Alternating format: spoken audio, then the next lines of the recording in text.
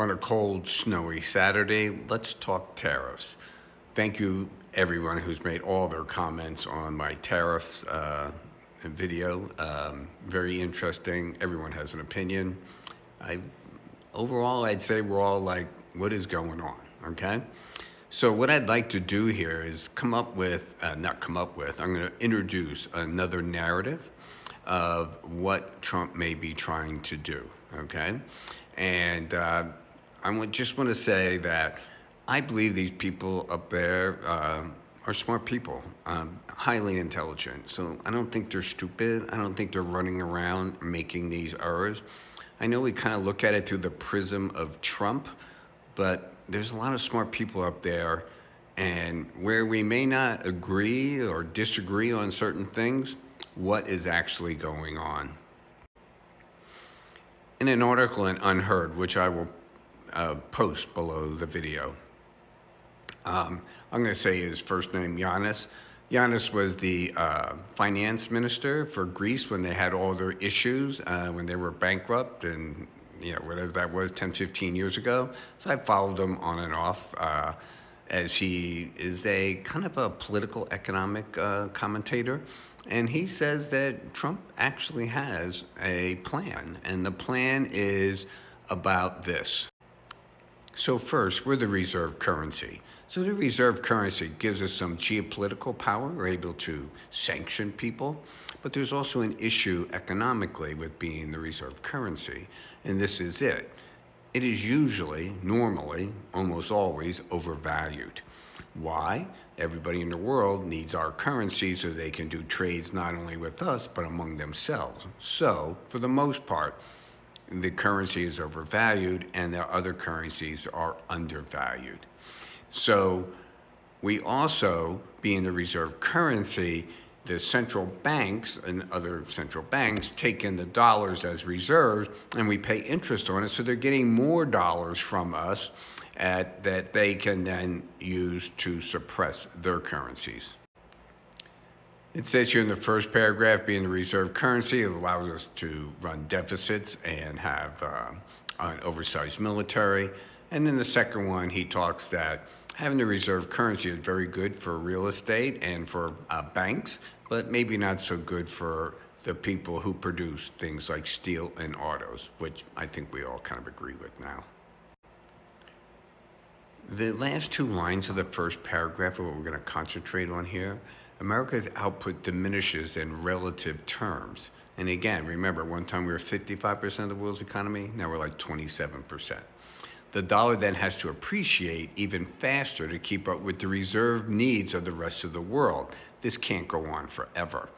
Remember something, the reserve currency, you must be a net importer, a big one. Why?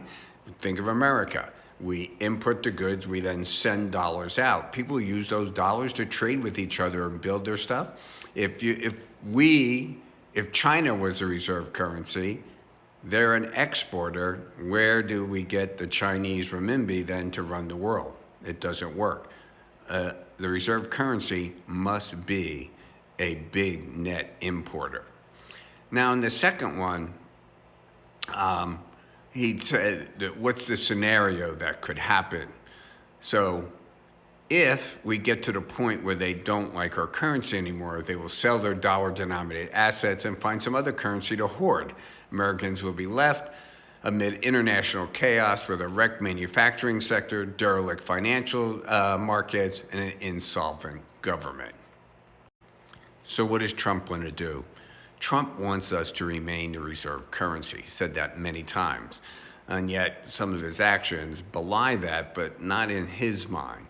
Because he looks at it and says, I want us to be the reserve currency, but I want to depreciate the dollar considerably, okay?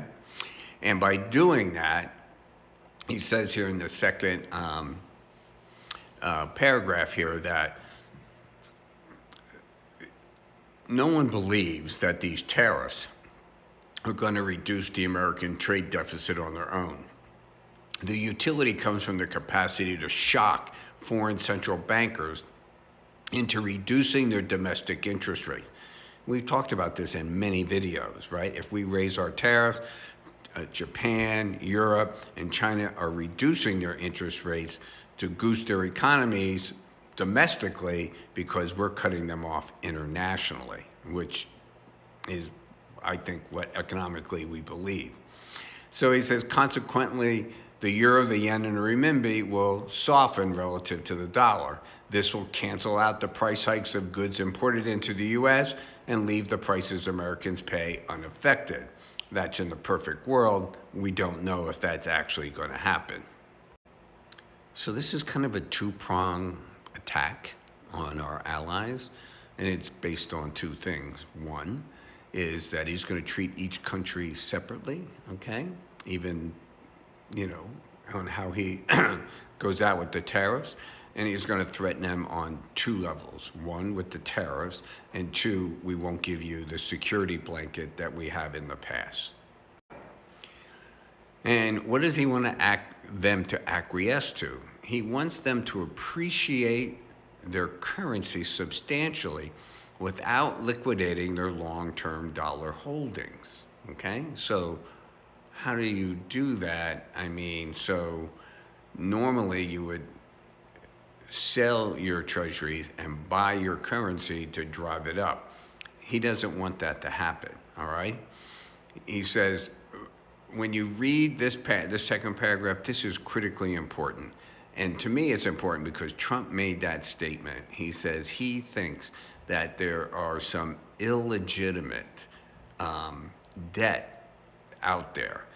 And no one's talking about that, but it really struck me as, what is he talking about? And really what he's saying is, what I think that he's saying is, and they say in this paper, that Trump is going to force these Asian countries that either we're going to give you, let's say, like 100% tariff, or you exchange your treasuries into a perpetual debt or a 100-year debt that has very low interest rates on it, to cut what we're paying to them. And you can see that in the last sentence. Trump may demand three things. They agree to swap their long-term bonds for ultra long-term or even possibly perpetual ones, that they allow German manufacturing to migrate to America. It's already doing that. And naturally that they buy a lot more US-made weapons. Now, Giannis says here that he totally disagrees with the way Trump is doing this, but he said, but like all laid out plans, this may of course go awry. The depreciation of the dollar may not be sufficient to cancel out the effects of tariffs on prices U.S. consumers pay, or the sale of dollars may be too great to keep long-term debt yields low enough. And this is what we talked about in the last one. If he forces the other central banks to sell our debt, guess what? What are our interest rates going to be? So he wants them to appreciate their currency, depreciate the U.S. dollar, don't sell their treasuries, and in fact, he may insist that they swap it into some unsaleable treasury, so again, the dollar can go down and their currencies go up. And we're just going to have to see how this happens.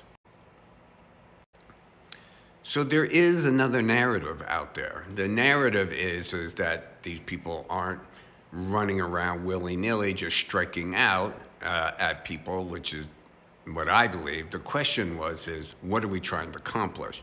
Anybody who watches this channel, you know what I think we're trying to accomplish. We want to break the global system as it is because we don't believe it's in our interests anymore. And what Giannis is saying is that, listen, there is a method to the madness that Trump is doing, but it is extremely risky, because so many things could go wrong. If the countries unite against us, that would not be good. And this whole article is how Trump wants to divide everybody up. He calls it the hub and spoke. Everybody's a spoke. He wants to deal with everybody individually. He doesn't want to deal with the world overall. So, what's going to happen here? I have no idea.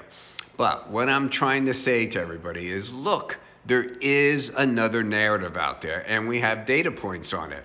Bissett says he wants to take down the 10-year. Trump thinks there's illegitimate debt. What does that mean? Debt gotten through tariffs. He's going to stop that. like and follow, and tell me what you think.